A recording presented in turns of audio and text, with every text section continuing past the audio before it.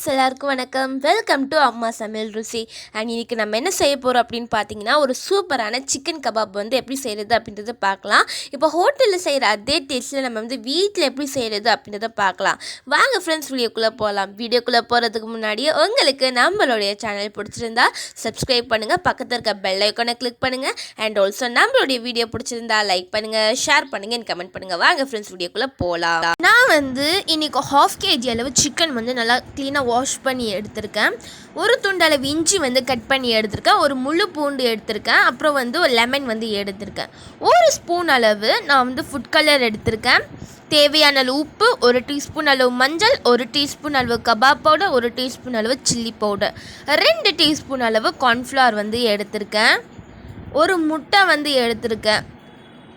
வாங்க ஃப்ரெண்ட்ஸ், இது எப்படி செய்கிறது அப்படின்றத பார்க்கலாம். இப்போ ஒரு மிக்ஸி ஜாரில் வந்து நான் கட் பண்ணி வச்சுருக்கேன் இந்த ஜிஞ்சர் வந்து ஆட் பண்ணிக்க போகிறேன்.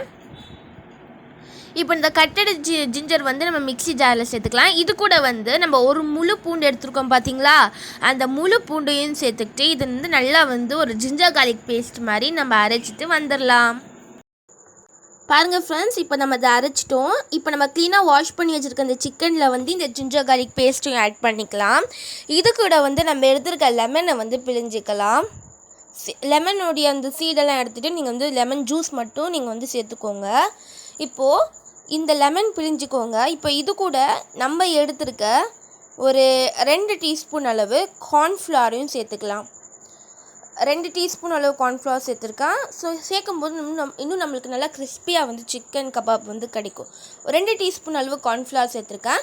இது கூட 1 டீஸ்பூன் அளவு ஃபுட் கலர் வந்து சேர்த்துக்க போகிறேன். இப்போ நான் 1 டீஸ்பூன் அளவு ஃபுட் கலர் வந்து சேர்த்துக்கிட்டேன்.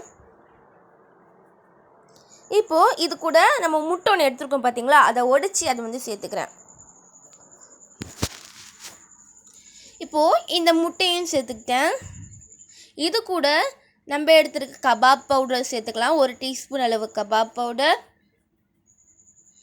1 டீஸ்பூன் அளவு மஞ்சள், தேவையான அளவு உப்பு, அப்புறம் சில்லி பவுடர் 1 டீஸ்பூன் அளவு சில்லி பவுடர், இதெல்லாம் வந்து சேர்த்துக்கிட்டோம். இப்போது இது நல்லா வந்து மிக்ஸ் பண்ணிக்கலாம்.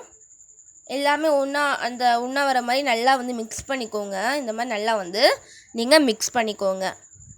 இப்போது இது நல்லா மிக்ஸ் பண்ணிட்டோம். இது வந்து கொஞ்சம் நேரம் வந்து நீங்கள் மூடி வச்சுருங்க. நல்லா வந்து ஊறணும். ஊறினதுக்கப்புறம் நம்ம இது வந்து ஃப்ரை பண்ணிக்கலாம். ஸோ ஒரு கொஞ்சம் நேரம் வந்து இதை வந்து பிளேட் போட்டு மூடி வச்சிடலாம். இப்போது இதை வந்து நம்ம ஃப்ளேம் வந்து ஆன் பண்ணிட்டு ஒரு கடாயில் வந்து ஃப்ரை பண்ணுறதுக்கு எண்ணெயை சேர்த்துக்கலாம். எண்ணெய் சேர்த்துக்கிட்டு இதில் நம்ம மிக்ஸ் பண்ணி வச்சுருக்க இந்த சிக்கன் கபாப் ஃபுல்லாக ஃப்ரை பண்ணிக்கலாம்.